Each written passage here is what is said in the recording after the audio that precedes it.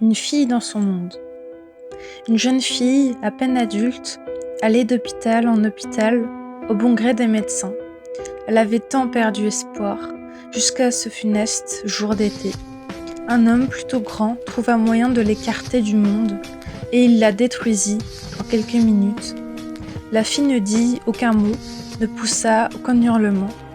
Elle dormit bien et se réveilla de fort bonne humeur. Cette histoire n'avait jamais existé pour elle.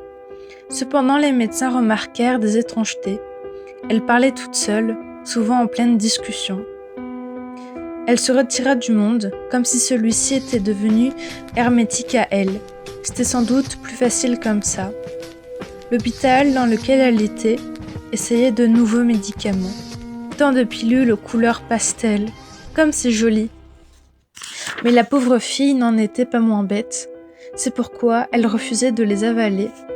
Elle préférait exprimer ses mots en peignant sur les murs son univers. Puis elle perdait du poids, refusant de s'alimenter. Au fond, se disait-elle, la vie, sa vie, n'était plus ici.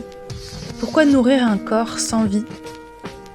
Les médecins, voyant son état se détériorer, décidèrent qu'il fallait qu'elle aille dans un endroit plus sécurisé.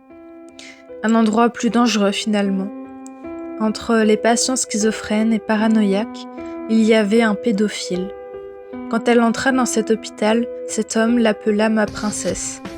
Il aimait passer du temps avec elle. C'était la plus jeune du service. Il n'y avait plus que du blanc et des pilules colorées, et plus moyen de s'extraire de la réalité. Alors la peine l'envahit. Elle avait bien trop de temps pour penser à ce funeste jour d'été. Elle finit par se comparer aux histoires d'autres patients, et comprit que son histoire n'était pas si grave.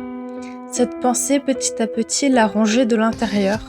Son univers avait disparu, comme évaporé dans l'atmosphère.